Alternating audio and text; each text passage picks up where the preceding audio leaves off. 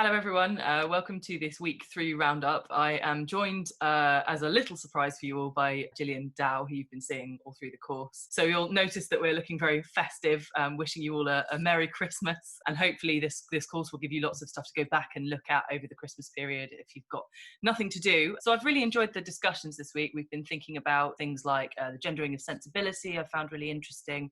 The discussion of the slave trade is always fascinating as well. I've had lots of excellent museum recommendations, and hopefully when things start to open up in the new year, I'll be able to start fulfilling some of those. And also some of the exhibition ideas I thought were fantastic. An exhibition on letters, an exhibition on women walking. So there's lots and lots of food for thought. Thank you for all your comments. So this week we've been mostly focusing on questions of translation and adaptation. And so, Gillian, what have been your thoughts about the translation aspect of the course so far? It's always fascinating for me because translation, as you know, is one of my main research interests, translation in the Romantic period. And it's always fascinating to me to see how very indignant people get about Isabelle de Montolieu's translation of Sense and Sensibility, where of course she changed the ending.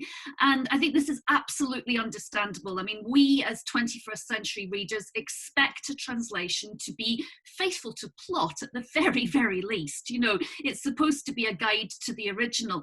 But the 18th and early 19th century did not feel like that. Translation was very often adaptation. And it worked the other way around too, of course. You know, there's a very famous mid-18th century French novel called Lettres d'une Péruvienne, so a Peruvian woman's letters. And it was translated into English by someone called Radagunda Roberts, wonderful name, I always think, and she gave it a happy ending. The ending of the French original is very ambiguous. One's not quite sure what happens to the main protagonist, but Radagunda thought this is not acceptable, it needs a happy ending, and she gave it one. And I suppose if we think about all of that within the context of, let's say, Shakespeare on the stage in the 18th century, so Nahum Tate's very famous happy ending King Lear, and all those kind of adaptations, I think when we're talking about a canonical writer, and I've been trying to tease that out in the comments, people are indignant because it's Austen, and how dare someone else touch her. But there was no sense that this was Austen. There was no sense of anything at all, really, in the period. And Isabelle de Montolieu was by far the greater name. She was by far the better known author. And in lots of ways, I think her ending of Sense and Sensibility, she's preempting what a lot of us think about the Marianne Dashwood and Colonel Brandon resolution. We're not massively convinced by it. I mean, we're massively convinced by Kate Winslet and Alan Rickman. There's no problem there. But I think when we go back to the original text, you know, there's something very unsettling about Marianne Dashwood settling for Colonel Brandon and his flannel waistcoat. It's great fun to see people reacting to and responding to this, you know. And translation is hard. Of course it's hard. I don't think it's significantly harder to translate Austen than, say, Flaubert into English. You know, I mean, these things are possible, but yes, it's just a different way about thinking about things. And I suppose one of the other questions that kind of crops up from that is, were people legally allowed to do that, and what are the differences? Because now obviously you'd run into a lot of issues if you took somebody's text without them even knowing about it, and there's no sense that Austen did know about any of these translations. So I wonder what's different at that point. So there's no international copyright law. I mean, that's the key difference. It's way before that. Publishers are starting to get very anxious about what's happening to their books outside national borders. So we have the participants on this course, as you know, looking at La Nouvelle Emma, which was a translation of Emma published very rapidly after the original was published by John Murray. John Murray, really important Regency period publisher. He's the publisher of Byron, as you know, and he's getting incandescent about what's happening to his works in Paris. But he's not getting cross about translations. What he's getting cross about is there's these publishers called Les Frères Galliani, the Galliani brothers, and they are publishing English originals of Byron and Wordsworth. And they're publishing them for a fraction of the price in Paris. So there's documented cases of people going and buying a complete works of Byron in Paris and paying a fraction of what Murray was charging in London. Murray gets really anxious about that because he's losing out. You know, he's financially not benefiting from this. Byron doesn't much care. He's sold the copyright. But John Murray is very cross, and in fact, at one stage, sends his son, also John Murray, is going to be John Murray III of the House of Murray, and he sends him to Bath, and John Murray III finds Galliani editions of Byron on bookseller shelves in Bath, again undercutting the John Murray price. So publishers are starting to get really anxious about this in the 18-teens and the 1820s, but not so much about the issue of translation. It's small fry. And the translators presumably weren't actually paid very much for the work that they did either. There's so little evidence, Kim, of what translators were actually paid. I'd love to find more. In Isabelle de Montolieu's case, she was certainly paid by Arthus Bertrand, but she was also she was a writer who was publishing some original works and then mostly translations. And the agreement she had with Arthus Bertrand made her some money. But for lots of works, we simply don't know. We don't know who the translator of La Nouvelle Emma was, let alone what they were paid for it. I mean, the records just aren't there. I think it's good that they managed to find Radegunda Roberts, though. What a name. I thought she was a Gothic writer, actually. I didn't know that she also did translations, but I suppose lots of writers at this time are actually working in these multiple different genres. Well, yeah, this is the interesting thing too, I think. In some ways, Jane Austen herself is a bit of an exception. When you think about other writers of the period, Maria Edgeworth is a key one. You know, she's translating, she's publishing translations. Helen Maria Williams is the same. Mary Wollstonecraft, you know, lots of these writers we've been looking at in this course are publishing their original work, and they're also publishing translations. So yeah, Jane Austen's a bit of an anomaly there, really. I mean, is there evidence that Jane Austen did read and speak French? Right. I'm convinced she did. She certainly talks about the qualities of specific translation. She talks about reading a book called Alphonsine, which is a novel by a writer I've done a lot of work on myself, Madame de Genlis, Stephanie Felicity de Genlis. And she says Alphonsine is a very bad quality translation. But what does that mean? Is she sitting with the original French, comparing the two? Is she just reading the English and saying it doesn't sound or feel like English? We simply don't know. It's clear that Austen and Cassandra bought original French works for their nieces. And of course, French is such an important accomplishment in the period. I don't think we can take what Austen said to the Prince Regent's librarian, James Stanier Clark, that she spoke only her own language. Literally, I don't think for a second that she did. She will have had some French. It's something that comes up a lot, that these comments are kind of often taken at face value when actually they're entirely tongue-in-cheek or just self-deprecatory. Even the fine work on ivory, I think that comment is one that's been massively over-interpreted. I suppose one of the things thinking about that question of what is a good translation, I mean, that's something that's loomed really large over this entire course. What is a good adaptation? And of course, translation is a type of adaptation too. So you get this sense of, I suppose, different countries' responses to Austen as well. There was quite a wide variety of adaptations, and this question popped up of how do different countries interpret Jane Austen? So it's not just bringing Jane Austen into the modern day and the modern concerns, but also concerns of nation as well. Jane Austen in Japan is going to be very different from Jane Austen in America, and you know, Jane Austen in France. So there's that sense of, does Jane Austen remain quintessentially English, or is there some way in which you can make her speak to the concerns of other communities? 1930s. Absolutely. And I think I did some work a few years ago on translations from the 1940s and 1950s, and there were loads of translations into both Spanish and Italian in that period. And actually the paratextual presentation of these works, which of course is something we get our course participants to think about this week when they look at specific editions, the paratextual presentation of some of these editions in the 1940s and the 1950s told us as much about what Spain thought about England as anything else. So there's an edition, a wonderful edition of Pride and Prejudice. It's bright orange with a bowler hat on the front, which I just thought was fantastic. You know, obviously, if you're signalling England in Spain I think it's 1948, but I'd have to double check that. What you want is a bowler hat, despite the fact that none of the characters in Pride and Prejudice would have worn one. So yeah, I think all of those questions about how is this being presented. I mean, there's a comment this week from a French participant that's about her edition of Lady Susan, which is a fine bone china cup of tea.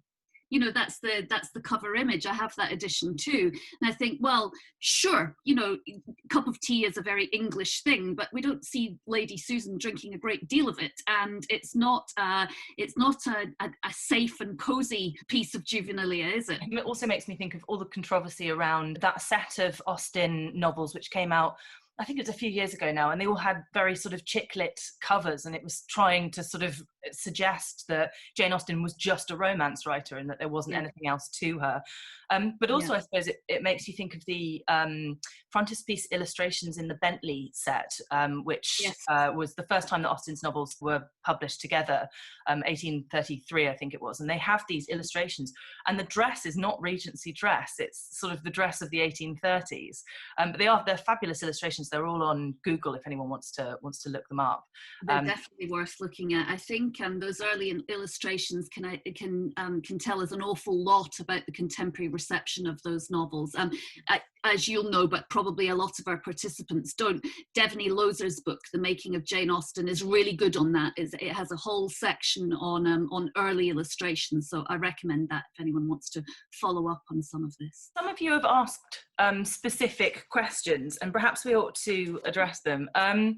So we've got a question here from Jordan, who asks, in what ways has Austen influenced the writing style of the modern novel? And this is a lovely question. It's a really big question, I think.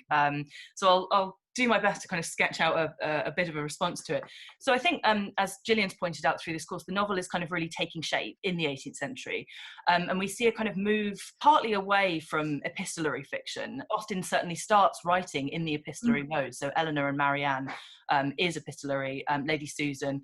But I think she moves away from that. And I suppose what she's probably most famed for is pioneering free indirect discourse.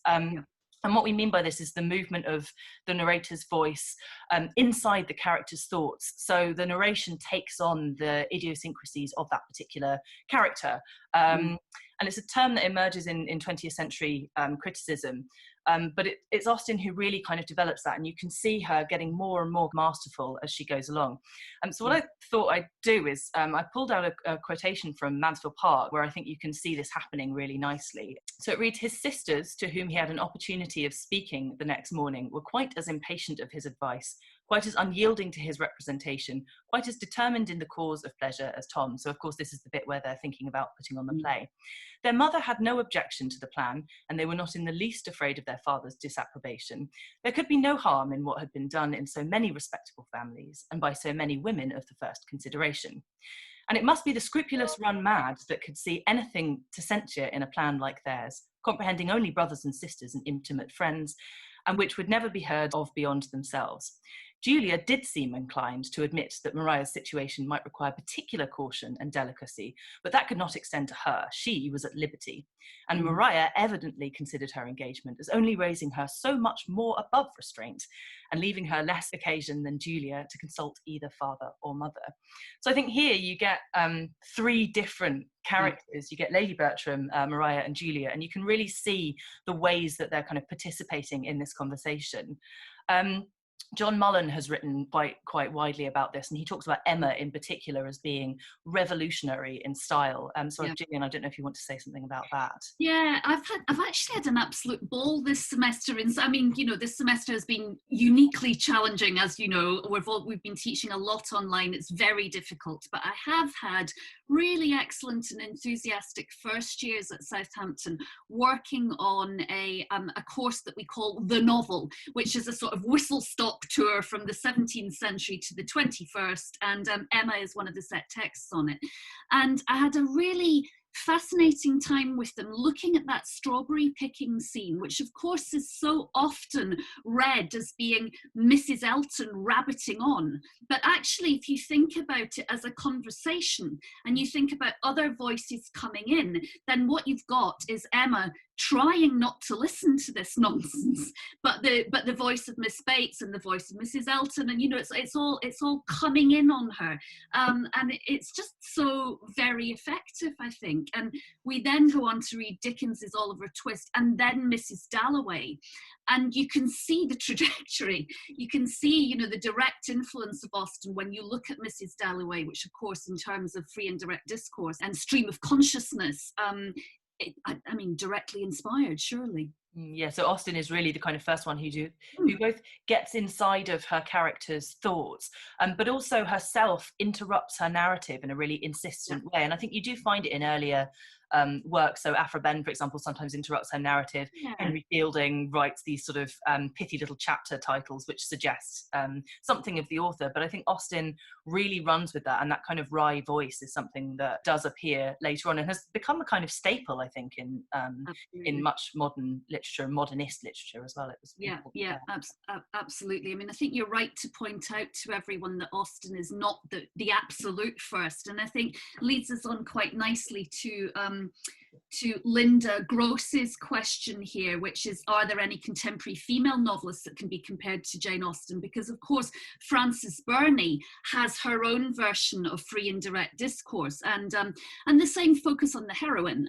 When you think about something like Evelina, her first novel, which of course is a novel that we know that Austen read and was inspired by, there's a bit of that going on. But yes, certainly, I mean, Austen perfects it. She perfects the technique and really advances it, and she's the one that later writers are reading. Although, of course, I'm always interested to think the extent to which it's happening on the other side of the channel. And there's absolutely no evidence that Flaubert read Jane Austen, for example. So who knows? And if he read her in translation, he wouldn't have got much free and direct style in any case. So Linda asks about contemporary female novelists that can be compared to Jane Austen. I mean, Frances Burney, of course, is one. Maria Edgeworth is another. I always say to people, if they'd like more Jane Austen, they should give Susan Ferrier a go. I think Marriage, which was published in 1818, is about as close as you can get to Jane Austen. But then on the other side of the channel, I do think that the Dutch novelist who married a Swiss guy and lived in Switzerland and only published in French, so I'm thinking here of Isabelle de Chalier, her stories are very Austen-esque, if we're thinking about, I mean, she was previous generation, so her dates were 1740 to 1805, and there's no evidence Austen read her. Absolutely, well, of course, she couldn't have read Austen, but the style is very similar. You've been reading her recently, haven't you, Kim? Yeah, we read The Nobleman at the Chawton House reading group, and it's a very, very short story, but there's something of the kind of irreverence and the wit, and the translator insists that she stuck as closely to the style as possible, but it reads in a really kind of fresh, modern way. It's absolutely wonderful text to look at. So yeah, thank you for the recommendation. It was really I love really it, and I'm recommending it to everyone in this course. Actually, so the translation is by Caroline Warman, and it's a very accessible read. Penguin Classics. I'll stick a reference in the comments so that it's got lots of other short stories as well, and all of them are really, really interesting, actually. So yeah, definitely worth a read. When I read that question, I wondered about the contemporary actually, and thought that the person asking it might have also meant modern. But I don't know about recommendations there. I mean, I tend to read historical fiction a lot. There have been some quite interesting Austen-related publications that have come out this year, and it's another way in which Austen's influenced the modern novel, because her characters, of course, and her plot lines continue to be adapted. So I'm thinking about two novels that came out in January. There's Jill Hornby's Miss Austen, which is told from the perspective of Cassandra and addresses Cassandra destroying Jane's correspondence. And the other is the Other Bennet Sister by Janice Hadlow, which looks at Mary Bennet and does a kind of recovery job on Mary Bennet by giving her own backstory and her own life. So I think those are both quite good to read if you're hankering after more Jane Austen, as well, of course, as the lesser known, the Juvenilia or Sanditon, the Watsons. We've just done a big event on the Watsons at Chawton House. So yeah, there's lots to kind of read around Austen. But in terms of is anyone as good as Austen? I'm not sure. That's a tricky question. I mean, there are so many brilliant stylists, aren't there? I wonder if someone like Elena Ferranti would be a female contemporary. I mean, of course, I can't read Italian, so I'm only reading Elena Ferranti in translation. But I think the works are marvelous, and she's got the same kind of. It's the same focus on the life of the mind and the interiority of the characters. So, perhaps that would be somewhere to go. But yeah, I mean, it's difficult. I hadn't read that question like that. But yes, that's probably what it does mean. I mean, I think one of the things I was thinking of, there was a reference to Sally Rooney's Normal People earlier on, and in the course, I can't remember in which section, but it was definitely there, a reference to normal people, and I think actually there are some comparisons between Sally Rooney and Jane Austen in terms of style, but also in terms of reception. So she's been at once feted as being quite brilliant, and also dismissed as being, well, this is just romance, this is just this is trivial, this is not important literature.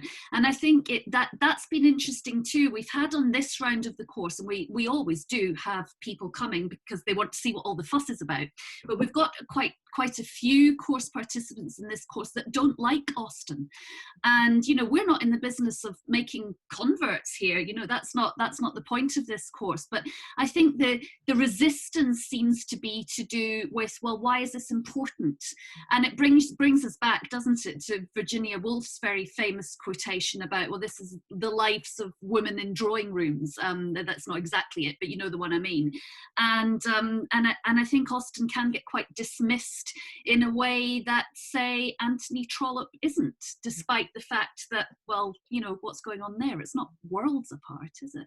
And I suppose it does come back to this idea that's right at the heart of the course, which is myth and global celebrity, and what are the myths that are told about Jane Austen, and what is it that people imagine they're going to read when they come to Jane Austen. It's something we've been trying to think about with those questions about what is Austen-esque, and actually, even the question that's asked by Linda, are there writers that can be compared to Jane Austen? Well, it depends how you define what Jane Austen is doing, I guess.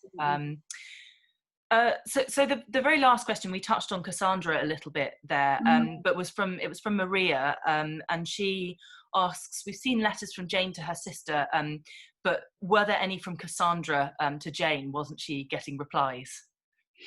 So, I mean, the answer, of course, is yes. It's very clear that we've got that this was a correspondence, but only one side of it has come down to us. And it's a great shame. Because I would love to hear more of Cassandra's voice. I mean, I think that's why that novel by Jill Hornby is so good, because it gives us Cassandra and we want her.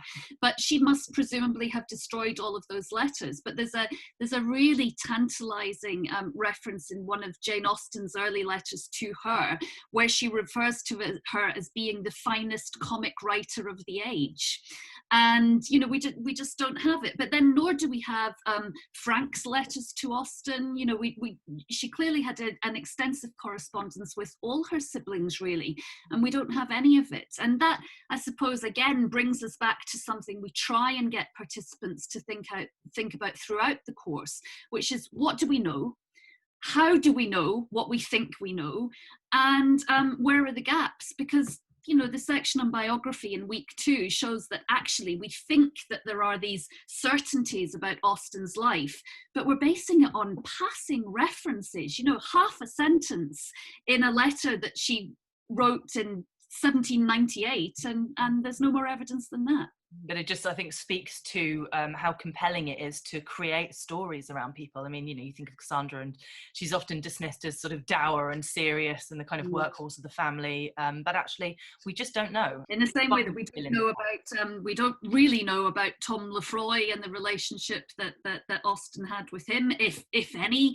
And we don't know about a seaside romance. And, you know, there's a great deal we don't know.